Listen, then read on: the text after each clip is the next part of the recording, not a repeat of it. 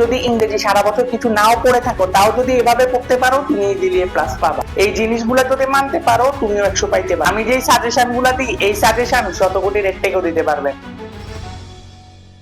আসসালামু আলাইকুম সবাইকে, আমি মোহাম্মদ জাওয়াদুল ইসলাম। বর্তমানে পড়াশোনা করছি ঢাকা রেসিডেন্সিয়াল মডেল কলেজে, ইন্টার ফার্স্ট ইয়ারে। আমি এসএসসি দিয়েছিলাম, এসএসসি 25 থেকে এসএসসি 26। তোমরা যদি আমাকে জিজ্ঞেস করো ভাইয়া সারা বছর ইংরেজি কিছুই পড়ে নেই, এই দুদিনে পড়েও কি এ প্লাস পাওয়া পসিবল, আমি বলবো অবশ্যই পসিবল। তুমি যদি ঠিকমতো এই দুদিন কাজে লাগাতে পারো, তাহলে ইনশাআল্লাহ অবশ্যই তুমি জিপিএ 5 পাবা। আমিও কিন্তু ইংরেজি সারা বছর আগে কিছুই পড়ি নাই, পরীক্ষার গ্যাপ গুলাতে পড়েই আমি ইংরেজি প্রথম পত্রে ভালো করেছিলাম আর ইংরেজি দ্বিতীয় পত্রে ভালো করেছিলাম। আজকে আমি তোমাদেরকে বলবো তোমরা কিভাবে এই দুদিন প্রপারলি কাজে লাগিয়ে ইংরেজিতে ভালো একটা মার্কস তুলতে পারো। আমি জানি তোমাদের বেশিরভাগের প্রবলেমই থাকে ইংরেজিতে, ইংরেজি নিয়ে তোমরা অনেক বেশি প্রবলেম ফেস করো। তো তোমাদের ইংরেজি প্রথম পরীক্ষার আগে টোটাল 2 দিন বন্ধ আছে। এই 2 দিন বন্ধ যদি তোমরা ভালো মতো পড়তে পারো, তোমরা খুব ইজিলি এ প্লাস পাবা। তোমরা অনেকে আমাকে জিজ্ঞেস করতে পারো ভাইয়া ইংরেজি থেকে আদৌ 100 পাওয়া পসিবল? যদি কাটা ছেঁড়া কম করো, বানান ভুল কম করো, তোমার স্ট্রাকচার যদি সুন্দর হয়, তাহলেও তুমি 100 পাবে। তোমাদের সিন প্যাসেজের জন্য যে ইউনিট গুলা দেওয়া আছে, যে গল্পগুলা দেওয়া আছে, তোমরা ট্রাই করবা সবগুলা না পারো, অন্তত ইম্পর্টেন্ট গল্পগুলার হলেও রিডিং পড়ে যেতে।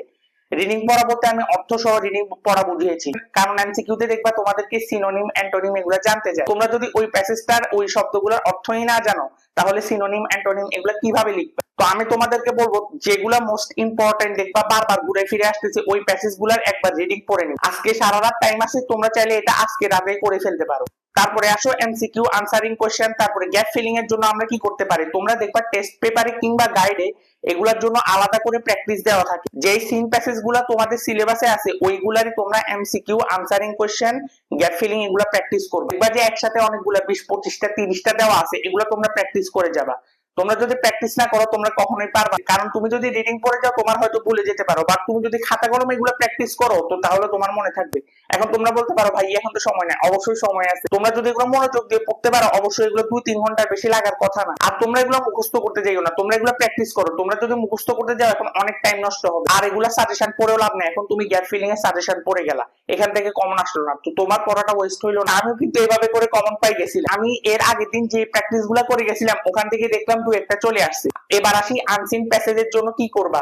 এমসিকিউ গ্যাপ ফিলিং এর জন্য যেই কথা বলছি, ম্যাচিং রিঅ্যারেঞ্জ, এগুলোর জন্য সেম কথা বলবো, তোমরা প্র্যাকটিস করে যাও। আমি বলবো তুমি টেস্ট পেপার থেকে সলভ করে যাও। আর এগুলো তোমাদের কাছে এখন খুব কঠিন মনে হবে, কিন্তু এগুলো আহামরি কিছুই না। দেখবা যে এক্সাম হলে নিজে নিজেই পারতেছ। তুমি বলবা যে ভাইয়া এতগুলো কেমনে প্র্যাকটিস করবো, অনেক টাইম আছে, এনাফ টাইম আছে। 2 দিন কিন্তু অনেক বড় বন্ধ। তোমরা সারা বছর যারা কিছুই পড়ো না, এই 2-2.5 দিন শুধু ইংলিশ প্রথমে পড়ো। তোমাদের যাদের ইংরেজি প্রথম পত্র কিছুটা হলেও পড়া আছে, আমি তোমাদেরকে বলবো তোমরা ইংরেজি দ্বিতীয় পত্র একটু পড়ে যেতে পারো। কারণ ইংরেজি দ্বিতীয় পত্রের আগে মাত্র একদিন বন্ধ পাবা, ওই একদিন বন্ধে রাইটিং, গ্রামার এত কিছু কভার করা পসিবল না। তো আমি তোমাদেরকে বলবো তোমাদের যাদের প্রবলেম আছে, তোমরা এই বন্ধে ইংরেজি গ্রামার পড়ে যেতে পারো। তাহলে কি হবে, তোমার পড়াটা কিছু আগাই রইলো।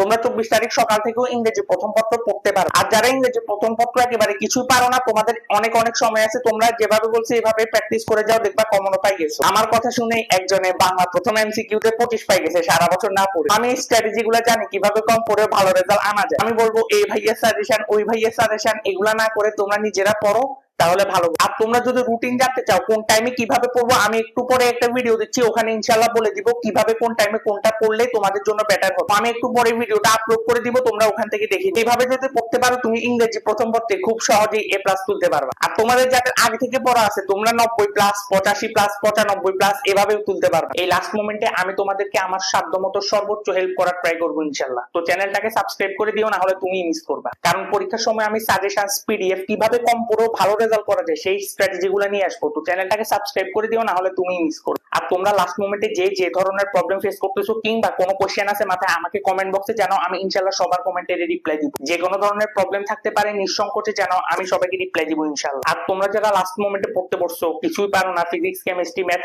কোনো সিলেবাসই শেষ হয় নাই, আমি তোমাদেরকে সাজেস্ট করবো সায়েন্স বেকারি টিম তাণ্ডব কোর্সটা এনরোল করার জন্য। কারণ লাস্ট মোমেন্টে সেখানে ভাইয়া তোমাদেরকে 11 ঘন্টায় ফিজিক্স শেষ করে দিয়েছেন, 7 ঘন্টায় কেমিস্ট্রি শেষ করার রোড ম্যাপ দিয়েছেন, 6 ঘন্টায় জেনারেল ম্যাথ শেষ করার রোড ম্যাপ দিয়েছেন, এবং হায়ার ম্যাথ 8 ঘন্টায় শেষ করার রোড ম্যাপ দিয়েছেন। সেখানে তিনি সিলেক্টিভ সিকিউ আগে দিয়েছেন। এগুলো যদি ভালোভাবে করে দিতে পারো, তুমি পরীক্ষার গ্যাপ গুলাতে পড়ে জিপিএ 5 পাই যাবে ইনশাআল্লাহ। গত বছর আমিও ভাইয়ের কোর্সে থেকে 2 দিনে পড়ে ফিজিক্সে 99 পাইছিলাম। নিচে ডেসক্রিপশন আর কমেন্ট বক্সে আমি সায়েন্স বেকারির ফেসবুক পেজে লিংক দিয়ে দিব, সেখানে গিয়ে যদি আমার নাম বলো, তোমাকে স্পেশাল একটা ডিসকাউন্ট দিবা। তো সেখানে মেসেজ দিয়ে আমার নাম বলেও ইনশাআল্লাহ ডিসকাউন্ট পাই যাবে। দেখা হবে নতুন কোনো ভিডিওতে। টাটা।